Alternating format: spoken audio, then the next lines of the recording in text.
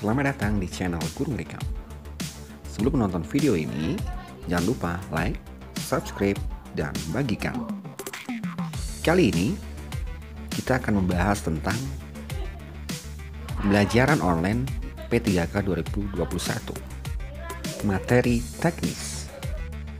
Disediakan 2 magnet paku. Nah, siswa melakukan percobaan tarik-menarik kutub medan magnet. Nah, komponen tujuan pembelajaran yang kurang apa tadi ya, coba kita lihat. Disediakan 2 magnet paku. Ini tadi apa berarti? Ini adalah condition ya. Siswa itu adalah audience. Melakukan percobaan tarik-menarik kutub itu adalah behavior. Berarti degree-nya tidak ada ya. Nah, berarti degree-nya yang tidak ada. Jawabannya adalah E. Nah, degree itu contohnya dengan tepat, dengan benar, teliti, sesuai bahasanya, dan media yang cocok untuk menggambarkan tentang banjir yang mana ya kira-kira? Coba kita analisis banjir dulu. Jadi tujuan kita belajar tentang banjir itu apa? Satu, itu kan penyebab banjir, materinya, materi dan tujuannya. Siswa dapat mengetahui sebab penyebab sebab banjir atau penyebab banjir atau faktor yang mempengaruhi terjadinya banjir. Kemudian yang kedua, gambaran bahaya banjir. Yang ketiga, kerugian akibat banjir. Yang keempat, cara menanggulangi bencana banjir. Ya kan? Nah, kira-kira media yang bisa untuk mengcover atau minimal paling lengkap di antara 1, 2, 3, 4 ini. Karena ini kan tujuannya seperti ini. Yang mana? Kalau nomor 1 video di kanal YouTube misalnya, itu kan biasanya hanya menggambarkan situasi banjir, hanya banjir, rumah tenggelam gitu aja. Itu maksudnya di poin kedua saja. Gambar banjir ini juga 2. Ya, kalau video itu keuntungan yang berikutnya, kalau video itu ya audio visual, kalau gambar kan visual saja, namun hanya bisa menyelesaikan poin kedua. Potongan artikel di media cetak atau koran ini ya. Kalau koran itu biasanya lengkap teman. Di sana disediakan tentang penyebab, gambaran, kerugian, cara menanggulangi biasanya ada. Jadi 1, 2, 3, 4 itu lebih kompleks, masuk dicek. Kalau peta persebaran potensi banjir itu masuknya hanya penanggulangan bencana banjir. Ya. Berita perkiraan cuaca juga hanya penanggulangan bencana banjir.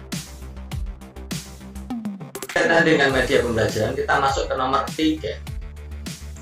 Media yang tepat untuk menggambarkan kebutuhan ekonomi yang melonjak tinggi adalah titik.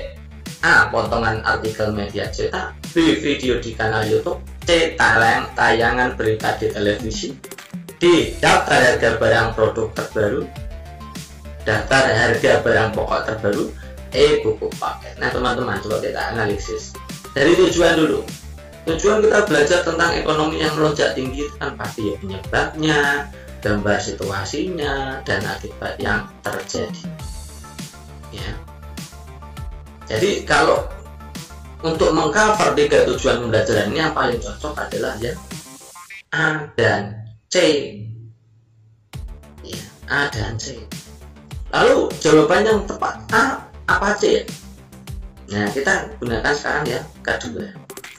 Jadi stimulus yang diberikan atau media yang diberikan itu kan ada media audio, ada visual dan audio visual. Ditambah lagi satu sebenarnya yaitu media interaktif, yaitu audio, visual, dan audio visual serta media interaktif. Audio dengan visual itu lebih baik penggunaannya visual, dan audio serta visual itu kalau dijadikan satu, audio dan visual, maka kan lebih baik daripada audio saja, visual saja.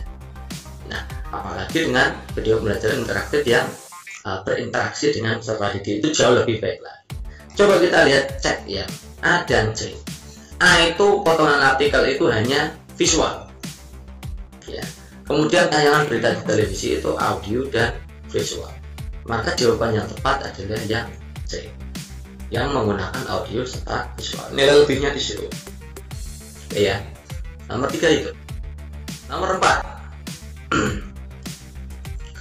Nomor 4 ini terkait dengan penilaian, prinsip penilaian.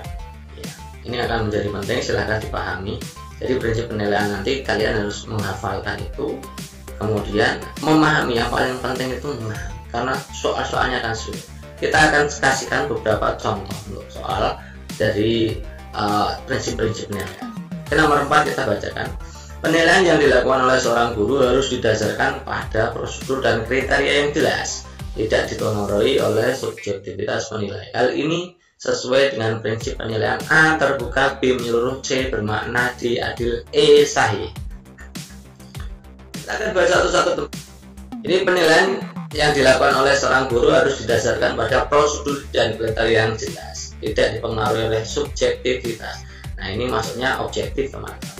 Objektif tadi adalah penilaian didasarkan pada prosedur yang jelas, kriteria yang jelas, tidak dipengaruhi subjektivitas penilai. Jadi jawabannya adalah E. Nomor 5. Pak Liman adalah seorang guru olahraga. Pagi ini dia akan melakukan penilaian praktik berenang. Prinsip penilaian yang dilakukan adalah titik-titik. A sahih, B objektif, C menyeluruh, D sistematik, E beracuan kriteria. Nah, ini contoh, ya, contoh model soal dengan memahami prinsip-prinsip penilaian. Jadi kalau kalian tidak paham tentang prinsip-prinsip penilaian, maka akan sulit untuk menjawab soal seperti ini. Kita lihat teman-teman ini.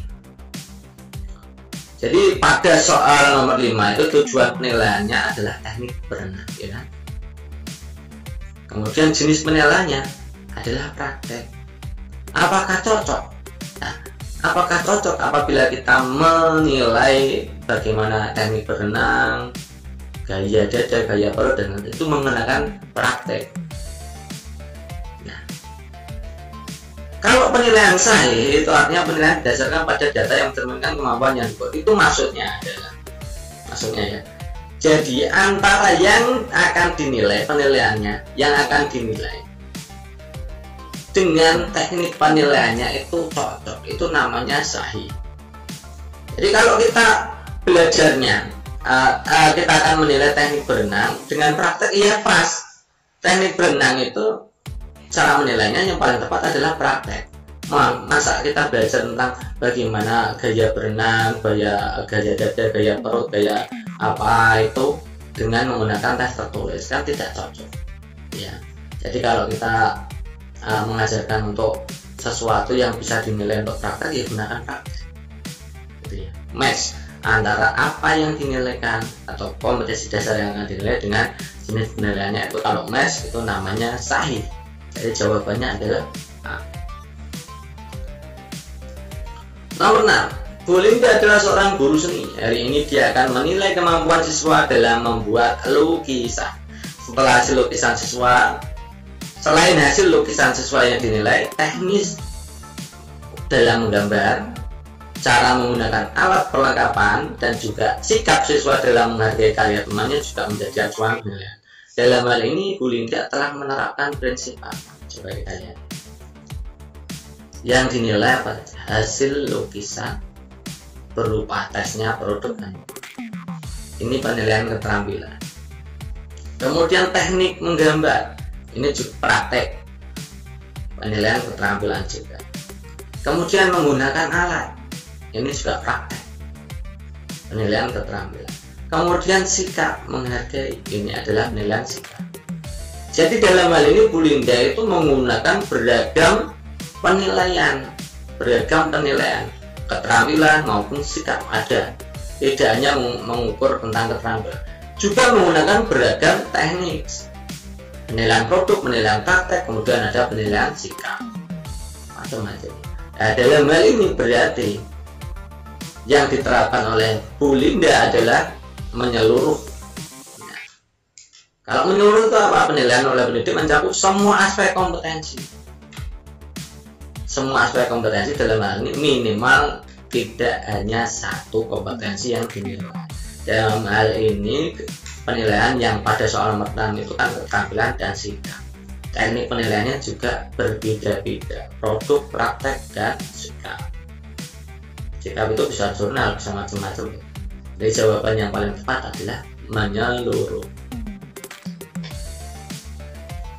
Nomor 7, Pak Bejo adalah guru PKN di sekolah dasar. Sekolah dasarnya namanya Mekar Indah. Dia tinggal di desa Mangunharjo. Siska adalah tetangga dari Pak Bejo.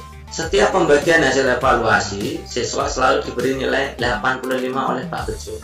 Sementara Rudi, siswa yang paling pintar di kelasnya, hanya mendapatkan 80. Dari kasus di atas artinya Pak Bejo tidak melaksanakan prinsip penilaian apa? Nah, tentu objektif. Jadi ini pada soal nomor 7 itu kalian akan dibenturkan antara objektivisme atau prinsip penilaian objektif dan penilaian adil. Bedanya letaknya di apa? Dua-duanya baik objektif maupun adil itu tidak mencerminkan asas keadilan. Ingat ya, dua-duanya tidak mencerminkan asas keadilan. Letak perbedaannya apa? Letak perbedaannya ada pada subjek. Jadi kita lihat, coba itu dilihat. Ada Siska, Rudi, itu subjek. Kalau yang berperan itu ketidakadilan dalam hal ini subjektif, maka ini jawabannya adalah objektif, ya, yang tidak sesuai dengan prinsip penilaian objektif. Contoh berikutnya, hari ini diadakan penilaian harian oleh Pak Rendra Berfisika. Jumlah nomor 10. Siswa dengan absen ganjil mengerjakan nomor ganjil, siswa dengan absen genap mengerjakan soal genap. Yang dilakukan Pak Rendra tidak sesuai dengan prinsip penilaian: A adil, B objektif, C menyeluruh, D sistematik, E beracuan kriteria. Jadi nomor 8 ini tentang perbedaan perlakuan teman-teman. Yang absen ganjil mengerjakan ganjil, yang absen genap mengerjakan genap. Ini terjadi perbedaan perlakuan. Dan yang jelas itu tidak mempertimbangkan tingkat kesukaran nomor ganjil genap. Misalkan soal-soal nomor ganjil itu lebih mudah daripada soal-soal yang nomor genap, maka ini terjadi ketidakadilan. Nah, ketidakadilan dalam hal ini tidak terkait dengan subjektivitas. Ketidakadilan dalam hal ini dalam hal kelompok-kelompok. Ya, ada kelompok ganjil, kelompok genap.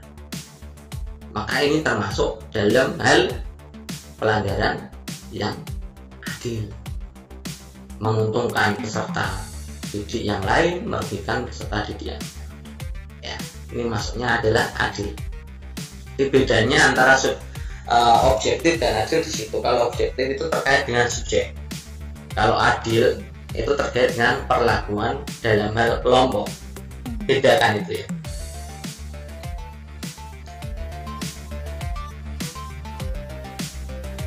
Teman-teman, hari ini diadakan penilaian harian oleh Pak Bobi, guru bahasa Jawa. Nah, jumlah nomor soalnya ada 10. Siswa diminta untuk mengerjakan 7 nomor soal dari 10 nomor yang diberikan. Nah, siswa bebas memilih 7 nomor tersebut. Yang dilakukan Pak Bobi tidak sesuai dengan prinsip penilaian titik. Dalam hal ini teman-teman, kalau ada 10 soal, tapi yang akan dinilai hanya 7 soal, bebas disuruh milih, itu artinya ketidakadilan dalam pengerjaan. Jadi ada siswa yang mengerjakan 1 sampai 7, ada yang mengerjakan 1, 2, 3, 4, 5, 6, 10, macam-macam ya. Jadi antara siswa satu dan siswa yang lain dimungkinkan untuk berbeda dalam mengerjakan nomor soalnya. Nah, karena terjadi seperti itu, maka ketidakadilan dalam pengerjaan siswa. Nah, kalau ketidakadilan dalam pengerjaan siswa tidak terkait dengan subjek atau tidak terkait dengan subjektivitas individu, maka ini masuknya di adil. Ya, ini adil maksudnya. Nomor 10. Pagi ini penyerahan raport siswa SMP Mekarsari. Bu Neni adalah guru matematika di SMP tersebut. Nah, saat sehabis membagikan raport, tiba-tiba Bu Neni didatangi oleh orang tua murid sambil marah-marah dan menggerutu karena nilai anaknya jelek, padahal menurut anaknya adalah siswa yang pintar. Bu Neni kemudian menjelaskan teknik, prosedur, dan hasil pengolahan nilainya dari harian, PTS, PAS, dan nilai sikap siswa dengan buku catatan penilaian yang lengkap. Akhirnya orang tua siswa tersebut dapat mengerti bahwa nilai anaknya memang sesuai dengan fakta yang sebenarnya. Dengan demikian, Bu Neni telah melaksanakan prinsip penilaian apa? Ini dilihat, teknik, prosedur, hasil. Bisa menyebutkan atau menjelaskan dari awal sampai akhir itu perjalanan penilaiannya seperti apa. Ini namanya adalah akuntabel. Ya, penilaian dapat dipertanggungjawabkan segi teknik, prosedur, hasilnya sampai tahap akhir. Jadi awal sampai akhir itu dapat dipertanggungjawabkan. Itu makanya disebut akuntabel. Ini jawabannya adalah akuntabel. Ya, contohnya seperti ini. Silakan kalian nanti kembangkan. Terima kasih sudah menonton video kami, dan jangan lupa ikuti untuk part selanjutnya. Salam Guru Gerekam.